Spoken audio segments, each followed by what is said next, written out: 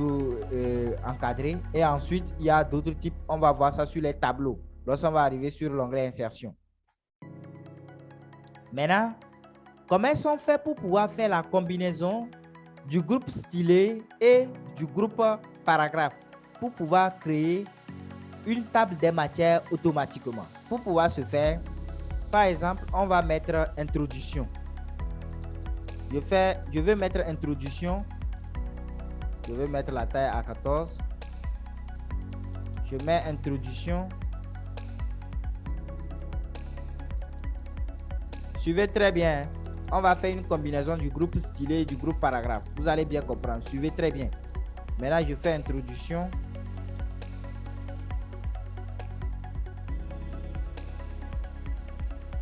Après avoir écrit introduction, j'ai la possibilité de le mettre dans titre 1. Cela, simplement, on fait la combinaison pour pouvoir structurer le document. Par exemple, si vous avez, dans votre document, vous avez grand 1. Je mets grand 1 dans titre 1. Après, dans grand 1, je sais que j'ai grand A. Après grand 1, j'ai grand A. Là, grand A, je le mets dans titre 2. Dans grand A, si j'ai petit A, là, ça veut dire que petit A, je le mets dans titre 3. Ça veut dire que les petits A, petit B, petit C, petit D, tout ça, ça serait dans titre 3. Ça veut dire que les grands A, les grands B, les grands C, ça serait dans titre 2. Les grands 1, les grands 2, les grands 3, ça serait dans titre 1. On va essayer de manipuler ça, vous allez voir. Ça veut dire que je prends introduction, je le mets dans titre 1. Je viens, je prends ma numérotation. Je prends grand 1 et vous allez voir, il va être numéroté en grand 1. Je fais entrer. J'écris par exemple quelque chose. Bon, supposons que vous allez écrire des trucs, n'est-ce pas? Vous allez écrire des trucs, supposons. Maintenant, après ça, je vais mettre grand A, agriculture. Grand A, agriculture, ça veut dire que grand A va être dans titre 2. Puisque grand 1 est dans titre 1. Là, grand A va être dans titre 2. On va structurer le document. Là, je mets titre 2. Je viens, je mets grand A. Je prends le grand A. Je vois que, vous voyez, il y a le grand A ici. Je mets agriculture. Agriculture.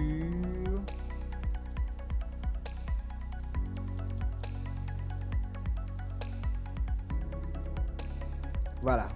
Ensuite, après ça, on va écrire des trucs. C'est l'exemple. Hein. On écrit des trucs. Entrée.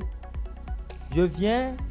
J'ai par exemple dans grand A, j'ai les petits A. J'ai petit A, Togo, petit B, Bénin. Par exemple. Là, ça veut dire que petit A, petit B, petit C, ça doit être dans titre 3. C'est juste pour structurer le document. Là, je le mets dans titre 3. Je viens, je prends mon petit A. Voilà. Je mets Togo par exemple. Togo par exemple. Je fais entrer. Je mets, j'écris. On peut écrire des choses. Hein. Par exemple, quand on met petit A, on aura écrit des trucs. On écrit ce qu'on aura écrit. Je fais entrer. Après petit A, je mets petit B. Ça veut dire que mon petit B va être dans titre 3. Je viens. Je choisis mon petit B. J'écris. Ça, je mets Bénin. Bénin. Ensuite, petit C, je peux mettre Ghana. Là, ça veut dire que je le mets toujours dans quoi? Avant tout, on va écrire quelque chose. On peut ne pas écrire, hein, mais il est plus préférable d'écrire quelque chose. Je fais entrer. Ensuite, on va mettre petit C. Petit C va être dans titre 3. Je viens, je prends petit C. On va mettre quoi? On va mettre Bénin, Bénin, Togo, Bénin, Ghana. On va mettre Ghana. Ghana. Ghana.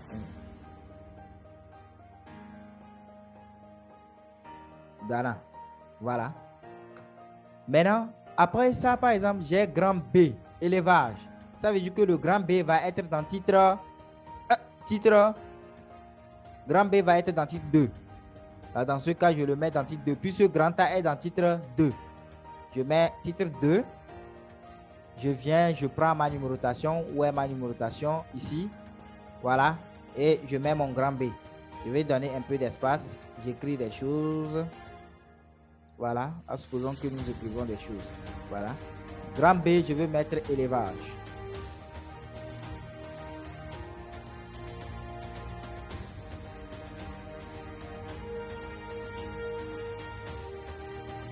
Ensuite, Je fais grand et entrée. On peut écrire des choses. Monsieur Honoré a une question. Ok. Voilà.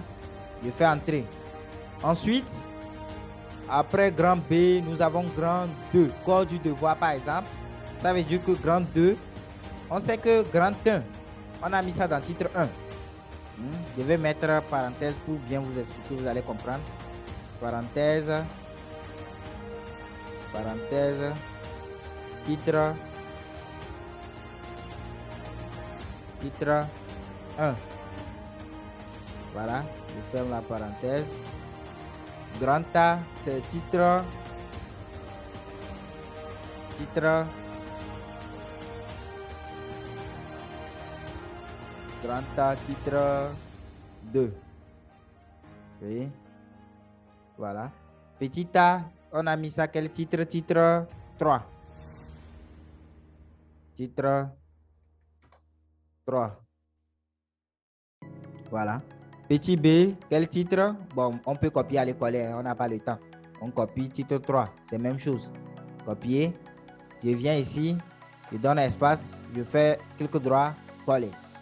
Voilà, j'ai titre 3. Ghana aussi, c'est titre 3. Je fais clic droit, coller. J'ai titre 3. Maintenant, élevage, c'est titre 1. Élevage, c'est titre 1. C'est ça ici. Je vais copier ça. Allez. Ah, élevage, c'est titre 2, évidemment. Ok, merci. Élevage, titre 2. Voilà. On copie. Copier. On va coller. C'est titre 2. Maintenant, après élevage, nous avons grand 2. Grand 2, on va le mettre dans titre 1. Là, on met titre 1. On clique. Ce que vous devez savoir, on clique sur le titre avant de venir pour définir la numérotation. C'est important. Maintenant, je viens, je clique la numérotation grand 2. Vous voyez, grand 2, c'est quoi? Corps du devoir. Corps, c'est juste pour vous faire comprendre. Hein? Corps du devoir. Du devoir. Voilà. Entrée. Ensuite, on a grand A, tomate. Par exemple, ça, grand 2, ça va être titre 1. Grand 2, ça va être titre 1. Copier. Grand 2, ça va être titre 1. Je colle ça ici. Voilà. On va écrire des trucs. Supposons que nous écrivons des trucs. Voilà. Entrée. Grand 2. Après grand 2, nous avons grand A. Grand A. Grand A, je le mets dans titre. Ouais, je le mets dans titre. Titre 2. Voilà. Grand A, je le mets dans titre 2. Voilà, je viens, je prends ma numérotation. Quand on clique là-bas, vous voyez que grand C apparaît. Comme grand C apparaît, or moi je vais mettre A. Là, dans ce cas, qu'est-ce que je fais? Il suffit seulement de cliquer ici. On a vu ça tout de suite. Je fais recommencer la numérotation. Là, je vais mettre A là-bas. Ouais, c'est déjà bon. Je fais quoi maintenant? Je mets par exemple tomate. Tomate. Ensuite, entrée. Ça, c'est quel titre? Grand A, je crois que c'est titre 2. Ça va être dans titre 2. Puis on a mis ça dans titre 2. Voilà, je colle. Je fais entrer. Ensuite, on a petit 1. Petit 1 va être dans quel titre? Petit 1 va être dans titre 2. On peut mettre ça dans titre, non, titre 3. Puisque, regardez, le petit A est en troisième position. Petit A, petit B, petit C, c'est en troisième position. Là, on a la possibilité de pouvoir mettre petit 1, petit 2, petit 3 dans titre 3. On met ça dans titre 3. Vous avez la possibilité de mettre ça dans autre titre. Hein. Vous avez la possibilité de pouvoir le faire. C'est à vous de structurer votre document. Vous êtes libre de faire ce que vous voulez. Voilà. Voilà. Je mets chose dans titre 3. Petit 1 dans titre 3. Je viens, je prends ma numérotation. Voilà. J'écris quoi? Petit 1, c'est mon mangue. Mangue. Par exemple, ouais, on a mis quoi? Titre 3. Voilà. Titre 3. Je copie. Je mets titre 3. Voilà. Après ça, j'ai petit 2. Toujours, je le mets quoi dans titre 3. Petit 2. Je le mets dans titre 3. Voilà. Voilà. Après ça, bon, je peux mettre CC, par exemple.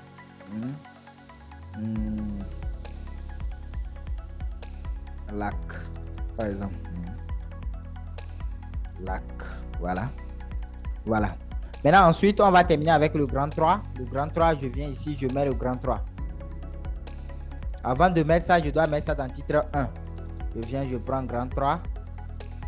Voilà, grand 3, je mets conclusion.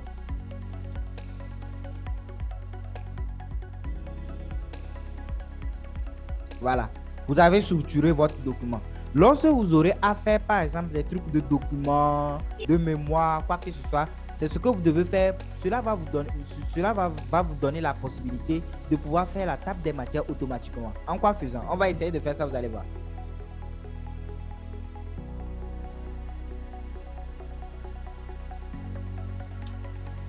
Je mets mon curseur ici, je descends ça un peu. Je remonte mon curseur, je descends ça. Je vais mettre ça sur la deuxième page. Je mets ça sur la deuxième page. Maintenant, lorsque vous faites ça, l'objectif de structurer les choses en termes de titre et stylet, du groupe stylet et paragraphe. Par exemple, quand je viens sur le groupe, le titre 1, je fais clic droit. Vous allez voir quelque part, on a mis sélectionner tout. Sélectionner tout. Quand je clique là-bas, vous allez voir que tous vos titres 1 seront sélectionnés. Oh, conclusion, c'est pas bien. Je dois écrire conclusion d'abord. Voilà. L'objectif de faire ça, c'est d'avoir la possibilité de modifier, par exemple, des trucs que vous avez regroupés en titres ensemble pour pouvoir changer les tailles, modifier ça ensemble. En quoi faisant? Il suffit seulement, par exemple, on peut aller sur notre titre 1. On fait clic droit. On fait sélectionner tout. Vous allez voir que tous vos titres 1 seront sélectionnés. Imaginez si vous avez un document de 100 pages. Vous ne pouvez pas venir sélectionner vos grands 1 à un comme ça. Non. Ce qui fait que comme je sais que mes grands 1 auront même taille, même type de police, même positionnement, là, j'ai la possibilité de pouvoir mettre ça dans le même titre. Et après tout, je viens, je sélectionne tout au même moment. Par exemple, on peut mettre ça en gras. On peut augmenter la taille. On peut centrer ça. Vous voyez, on peut mettre ça en rouge. Vous voyez, ce qui fait que si vous avez un document de 100 pages, 150 pages, vous pouvez structurer votre document comme ça. Pour le cas des mémoires, c'est vraiment important. Maintenant, vous pouvez, par exemple, ici, on avait vu que vous avez la possibilité de mettre ça en majuscule directement. J'appuie majuscule, vous allez voir que tout va être en majuscule. C'est bon? Maintenant, ensuite, je peux venir sur titre 2. Lorsque vous venez sur ça, il ne faut pas cliquer. Par exemple, si vous voulez sélectionner ça, il ne faut pas cliquer. Je ne clique pas. Je fais clic droit. Je fais sélectionner tout. Vous allez voir que tous vos titres 2 seront sélectionnés. Et j'ai la possibilité, par exemple, de mettre ça en Time New Roman. Je mets ça en Time New Roman.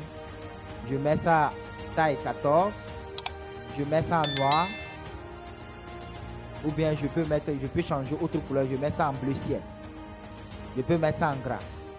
On avait parlé de la fois passée du reflet. Par exemple, on peut mettre du reflet. Dans l'autre exercice, on a fait du reflet. Regardez très bien. Je clique sur reflet. On a réflexion. Je prends par exemple ça.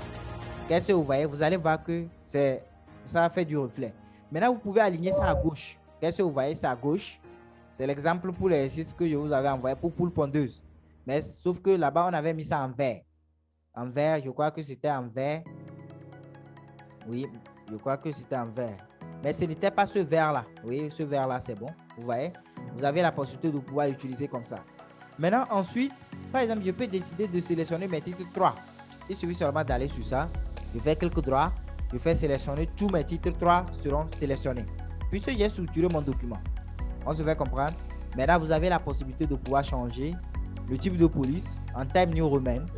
Augmenter la taille comme vous voulez. Changer tout ce que vous voulez. Ce que vous devez savoir, on structure les choses en termes du groupe stylet et paragraphe pour pouvoir structurer le document. Maintenant, à la fin, vous avez la possibilité de pouvoir faire la table des matières. Par exemple, il suffit de cliquer par exemple sur ma page là. Je viens dans référence. Lorsque vous venez dans référence, vous allez voir quelque part on a mis table des matières. C'est lui qui commence. Vous cliquez sur table des matières. Vous allez voir quelque part ici, on a mis titre 1, titre 2, titre 3. Vous venez ici, on a mis afficher les niveaux. Vous devez augmenter jusqu'à 9. Vous savez pourquoi on augmente jusqu'à 9? Si vous laissez à 3 et dans votre document, vous avez fait jusqu'à titre 9, ça veut dire que votre table des matières va s'arrêter simplement à titre 3. Tout ce que vous avez fait comme titre 4, titre 5, ça ne va pas apparaître. Ce qui fait qu'on augmente jusqu'à 9, même si vous n'avez pas fait ça. Et vous faites OK. Vous allez voir que votre table des matières, ça va apparaître directement.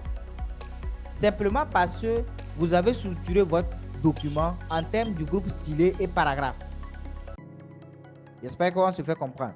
Maintenant, vous pouvez venir par exemple en haut mettre le nom table des matières. Vous écrivez table des matières.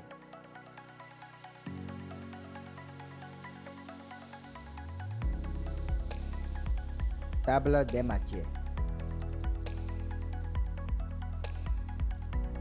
Maintenant, ce que vous allez faire sur l'exercice de la fois passée pour l'exercice de boule pondeuse, vous allez essayer de prendre les numérotations, tout ce qu'on avait fait. Vous allez essayer d'organiser ça en termes du groupe stylet et du groupe paragraphe. Pour pouvoir faire la table des matières à la fin, on va voir la structuration du document. Maintenant, lorsque vous faites votre table des matières, vous avez la possibilité de pouvoir, lorsque vous faites ça, vous voyez sur les lignes, quand on vient sur les lignes, vous allez voir, on a mis clic plus contrôle plus clic pour suivre les liens. Quand on fait contrôle, on clique. Qu'est-ce que vous remarquez? Vous allez remarquer que ça va vous rediriger directement sur la page qui contient votre information ou bien ce que vous avez cliqué. C'est important pour les trucs de mémoire, les trucs de vos documents, les trucs de vos cours. À l'avenir, vous aurez à préparer les cours, vous aurez à faire des trucs de mémoire, vous aurez à préparer des trucs de rapport, des trucs de quoi que ce soit. Il faut structurer votre document en termes du groupe stylet paragraphe. Cela va vous donner la possibilité de pouvoir avoir la table des matières automatiquement. On se fait comprendre? Maintenant, il peut arriver que vous avez modifié votre document. Ce que vous voyez ici, ça vous indique que introduction se trouve sur la deuxième page. Quand vous venez ici en bas, vous allez voir que effectivement introduction se trouve sur la deuxième page. Maintenant, il peut arriver que vous avez modifié votre document et les numérotations de page ça a changé. Il est vraiment important de venir remettre à jour votre table des matières. Par exemple,